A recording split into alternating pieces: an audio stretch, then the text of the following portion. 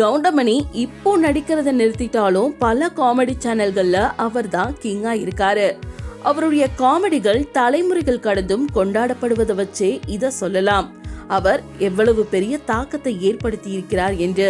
இந்த நிலையில அவர் பற்றி பிரபல பத்திரிகையாளர் சபிதா ஜோசப் பேசியிருக்கும் விஷயம் அதிர்ச்சியை கிளப்பியிருக்கு.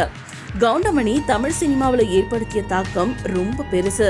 அவர் நின்னா, நடந்தா, பேசினா அப்படின்னு எல்லாத்துலயுமே காமெடி இருக்கும். அவர் நடிச்சாலே 80களின் பிற்பகுதியிலும் 90களிலும் பல படங்கள் வெற்றி அடைஞ்சிடும் அப்படின்னு ஒரு நம்பிக்கை இருந்துச்சு. அவர் ஒரு கவுண்டர் போட்டா போதும், இல்ல செந்தில ஒரு எட்டி உதச்சா போதும், அந்த படத்தை கண்ணை மூடிக்கிட்டு விநியோகஸ்தர்கள் வாங்கிடுவாங்க. அதே சமயம் அவர் செந்தில ஒரு அடிமை போலதான் திரைப்படங்கள்ல ட்ரீட் பண்ணாரு. மற்றவங்களை உருவகேலி செஞ்சும் மட்டமா பேசியும் தான் தன்னுடைய வளர்ச்சியை அடைஞ்சாரு அப்படின்னு விமர்சனங்களும் எழாம இல்ல.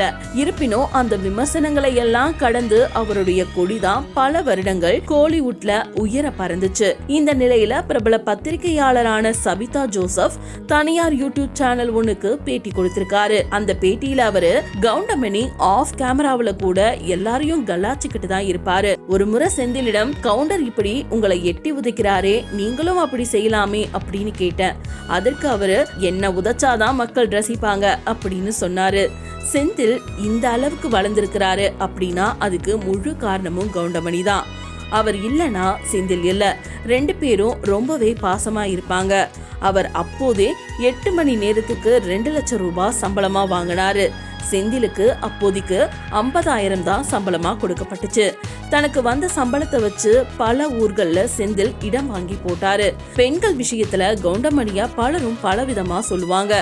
யாரிடமும் சான்ஸ் வாங்கி தரேன் அப்படின்னு ஏமாற்ற மாட்டாரு. அவங்களுக்கு கொடுக்க வேண்டிய பணத்தை சரியா கொடுத்துடுவாரு.